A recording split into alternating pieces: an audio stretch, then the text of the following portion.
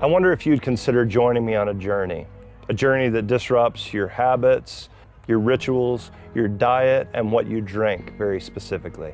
I wonder if you'd join me on a journey where we eat a very simple meal. And we just decide in this period we're going to identify with the poor and the suffering so that we would feel deeply connected to brothers and sisters both near and far. We got one big problem in the world. We got some of us that have too much and some of us that have too little. Jesus just expected that we would sort it out, that we'd be the people that figured out how to even things out so that this little girl never went without and that we wouldn't be corrupted by having too much. We want to take you on this journey to places like the mountains of Ecuador with Compassion International. We're going to see compassion projects where kids are being cared for and well-fed and educated. We're going to journey together to the city of God, to Jerusalem, a place that I've wanted to go my entire life and finally went on a pilgrimage to consider and contemplate what it is that God's called us to in this world and how are we to respond. Uniquely, we end up later in Haiti in an encampment that the people there have given the name Jerusalem. They're believing somehow that in the midst of extreme poverty and dire circumstances, that God will come and dwell with them in a unique way. I believe that on this journey, we will not only see our lives change, but we're going to be called to give and to respond in a way that truly changes the world. So I want to invite you to spend 40 days of solidarity with the poor that will not only change the circumstances of the world, will bring clean water to Haiti and provide food and care for children in need, but a journey that changes us. Not just for these 40 days, but for the rest of our lives.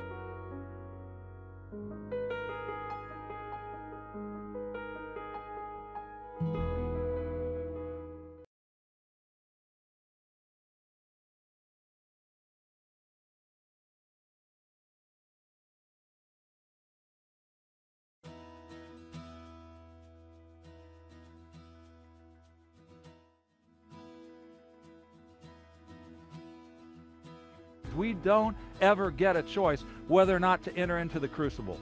That's God's call, not ours. David's grasp of God's mercy, God's grace, God's forgiveness, his compassion just skyrockets. Here's the big question for us. How did God transform a young shepherd boy with a heart for him into the greatest king the nation of Israel ever had? Goliath marginalizes God. Goliath removes God as a factor from the equation. I'm going to be a man or a woman of integrity again because I just miss the peace that my soul used to enjoy. That's the thing about a crucible. Character will be revealed. Character may be refined.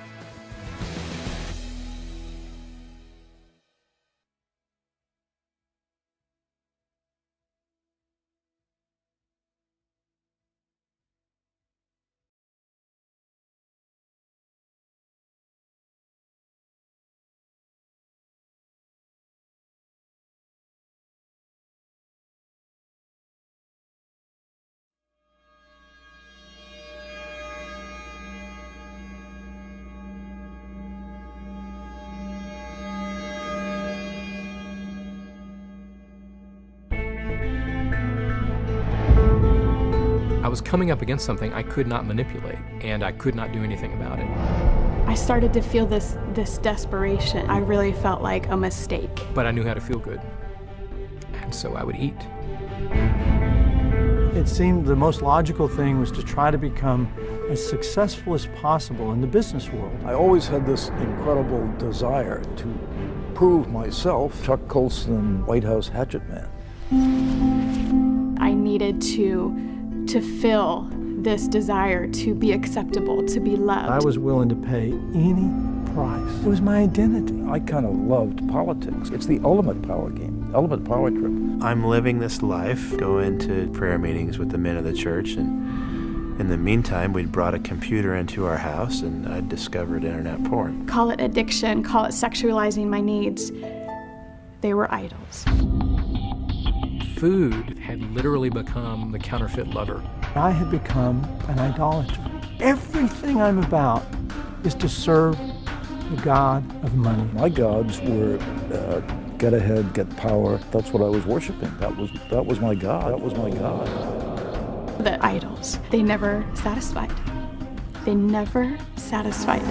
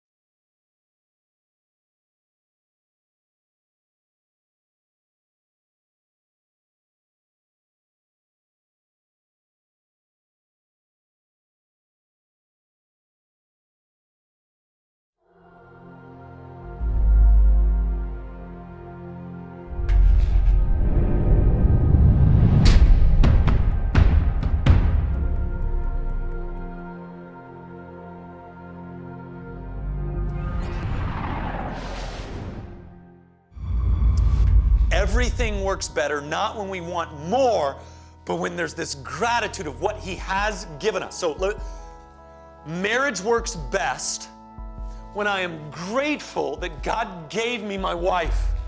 Everybody I meet wants new revelation. I don't know how else to say it but that. Like everybody, they want new revelation. They don't, however, want to be obedient to what they already know. They want what's next. They want, teach me something new, or we could do what you already know, you know? You growing in truth, hear me, and I'm not talking intellectual understanding. You growing in truth is inseparably connected to you practicing the truth that you know. Like if you've got a moment where you went farther than you ever thought you could go, where you went darker than you ever thought possible, where you felt so dirty and angry, and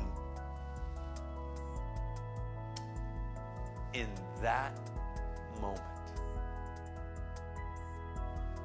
Christ, the cross, mine, your mind, blameless, holy before Him. That is profound. That is profound. He's trying to unpack these reasons for you to violently and lustfully pursue Christ at all cost. Because He's saying if you get all of these things, like if you clean up your life and you never struggle again, like you never struggle with lust and you clean up your life on the outside and make it look like the Christian community says it's supposed to look, but you don't get Jesus, you've lost. Who cares? So He's going, no, don't let that be the goal. Don't let that be your goal. Don't let your goal be, I'll be a good person or I'll live like this. Let the goal be Him. Let it be Him. So He says, I count it all as rubbish. Those are good things. They're not bad things. They're not evil things. He's just saying they're rubbish next to you. I count them all lost. I'll walk away from all of them if I get you. To live as Christ, to die as gain. This is the message of this letter. That life is lived for Him, to Him, through Him, with Him, about Him, everything about Him.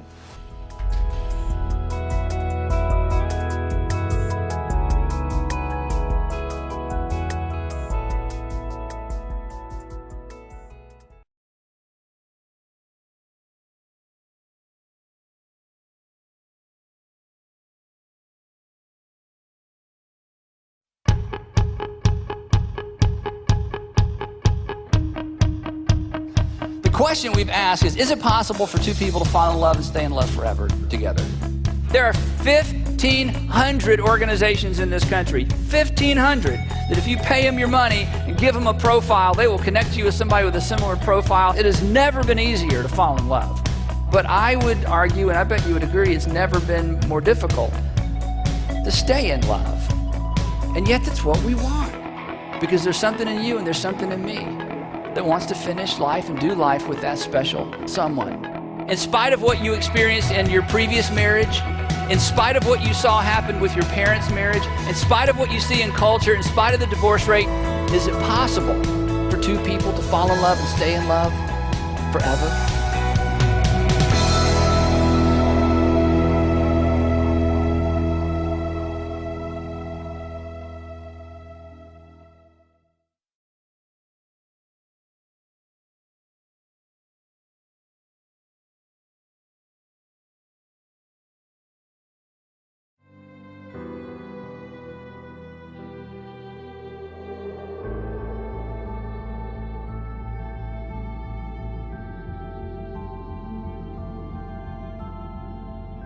Today, the church is no longer at the center. It's now moved to the periphery. The conversations happening in our neighborhoods and in our society and in our schools and in our universities, those are not taking place in the church. They're taking place in the center of culture as the church sits on the sidelines trying to get in.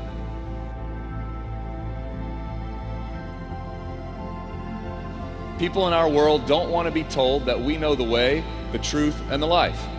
And in this new moment, we have two choices. One is either to react and respond in fear and to try to fight and try to win back the culture war, or to understand that this is our new reality.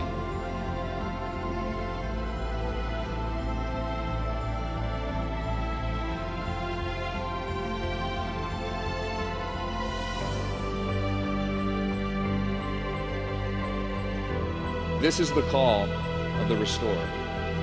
The restorer doesn't give up on the gospel. The restorer is not running away from the gospel. Actually, the restorer understands that first things are first things.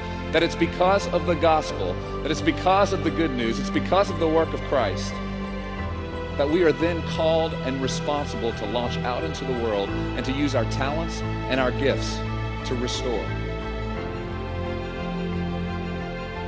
Our calling as Christians isn't just to show up and state the good news, but it's to show up and embody the good news so that the rest of the world can understand and catch a glimpse of what this kingdom come really looks like.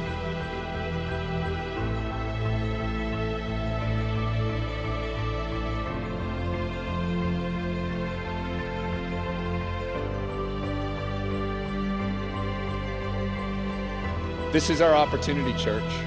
The next generation isn't leaving your church because they don't want to be Christian. The next generation is leaving your church because they're looking for a church. They're looking for a community that can come alongside them and help them understand what it means to be Christian.